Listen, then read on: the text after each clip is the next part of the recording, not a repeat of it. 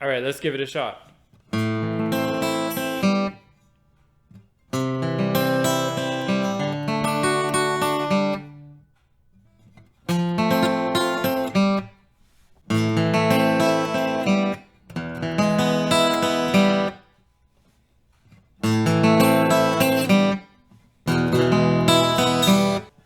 Okay, what are all these open strings doing here?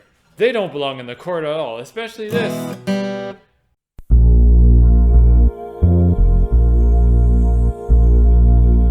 Hello everyone, Brett here. So today we are going to be talking about cheating. So unlike in the real world, cheating on the guitar is actually a good thing. Yay! What I refer to cheating as is using open strings to hide anything that you need to do with the left hand. In the simplest way, it's if you need to do, say, a finger move with the left hand, you can hide it by playing an open string. Similarly, if you need to do any sort of shifting, going from, say, first position to higher positions, you can cheat by just using open strings while you're doing the shifting. That way you can keep the music going, but you can also, do something else really kind of funky with the left hand. Let's look at our example of House of the Rising Sun. So starting off with A minor, A minor and C, the G here, the open string G, is actually okay. It fits in with both of the chords. In the D major chord, the G doesn't fit in with the D chord at all, but it seems to pass. I think the examples later on get a little bit worse, like the F chord. G doesn't really fit with F, and the worst offender is the E major chord here. Because E major clearly has a G sharp sound, and then here I have to play this open G. So clearly this isn't the best use of the open string cheating. Maybe try using repeating the second string or something, I'm not sure. But anyways, in that example, that's what the Animals example, they use G to convert out of the G sharp. I think it's kind of strange. Cheating in its most simple form is, say, playing some cowboy chords. So say you've just started learning some cowboy chords. You know the chord G, and you know the chord C. Very good. Next, what happens if you want to transition from G to C? And say you're doing something like this. So here I have lots of time to change from G to C because I have all this space here to do my chord change. But what happens if you're going to learn a faster strumming pattern like?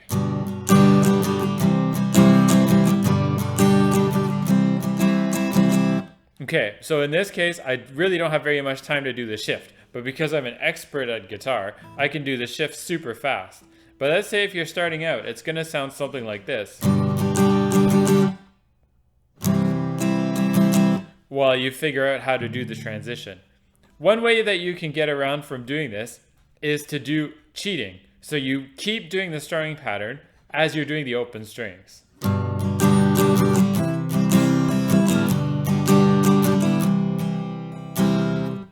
In fact, this has become so idiomatic to guitar that I don't think people really notice it.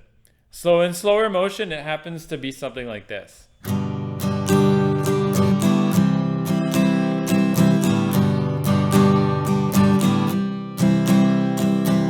So what I'm doing here is I'm doing open strings as I do the upstroke, and I transition from one chord to the other. The upstroke happens to give an open string sound as I'm switching. This way of cheating by strumming and using open strings while you're strumming is quite idiomatic. In fact, when you're doing cowboy chords, it seems almost everyone is doing it.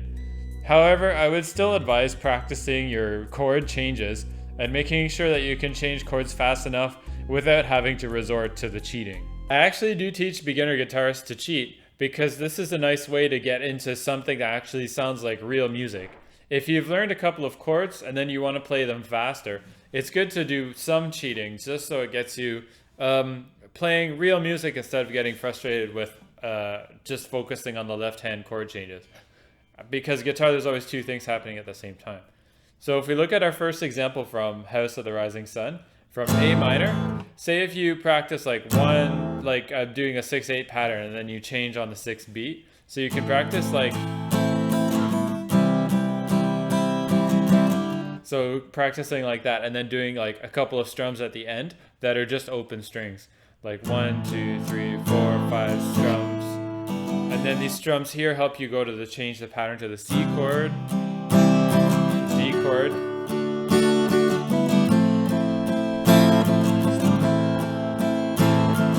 E major,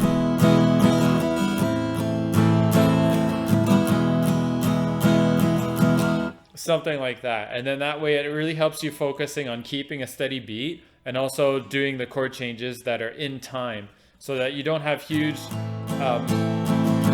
breaks between the measures as you're going to do a chord change like this.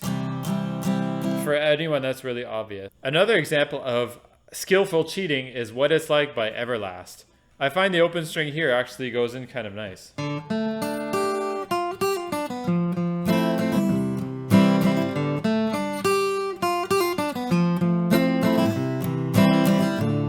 So here you can hear there is G, F, D, and then an open B to sneak into the next F. And it's actually quite a nice use of it because, I don't know, I find even though the open B isn't part of the D minor chord, I still find it kind of goes nicely into the next F chord. So like I said, these chord changes with the open strings that are kind of cheating, they're quite idiomatic now. They often, you hear them in all sorts of songs. But I don't think that means that you should insert them everywhere.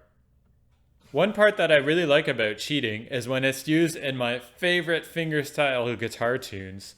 This can be, say, like a tune by Sung Ha Jung where he just strums as he's moving his hands, which I've explained in a lot of my tutorials. And an example that I saw recently is in Tommy Emmanuel's Drivetime, where it's something like this.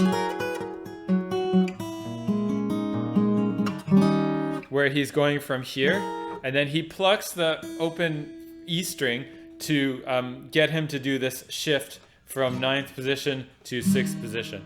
And he explains it in the video by calling it sending the melody ahead.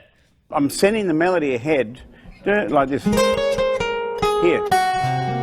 Gives me a split second to change to that second chord. Yeah, okay, so here there's a nice example of the melody. And clearly plucking an open string here, the open E, which allows you to get from this fairly complex chord of F sharp 7, I guess, to this A sharp diminished chord. So even though the finger shapes are fairly similar, there's still quite a bit of distance between the two, all the way there. And then he skillfully makes the melody do that.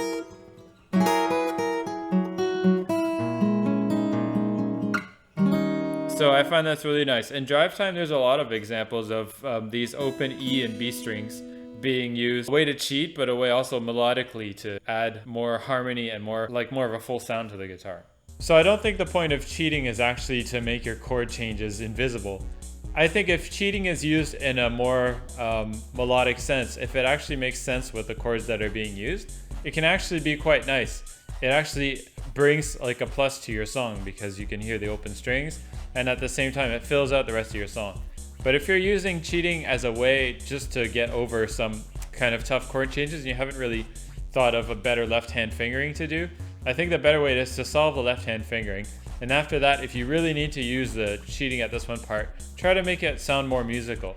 Try to make sure that the open string that you're playing is actually part of the chord. You can use any of the 6 open strings and there's a surprising number of chords that they will fit with. There's a lot of gems in those instructional videos. And one other thing that I kind of find is a little bit annoying in the instructional video is when Tommy Emmanuel is constantly reminding the audience to click the like button and to subscribe to the channel for more videos and to stay updated. Anyways, I hope you appreciated the video and share your thoughts about cheating and share your best examples of how you have used cheating when you're learning guitar, learning a new song, or just using it in one of your compositions that require a tricky left-hand move. So that's all for the video today, and I'll see you in the next video.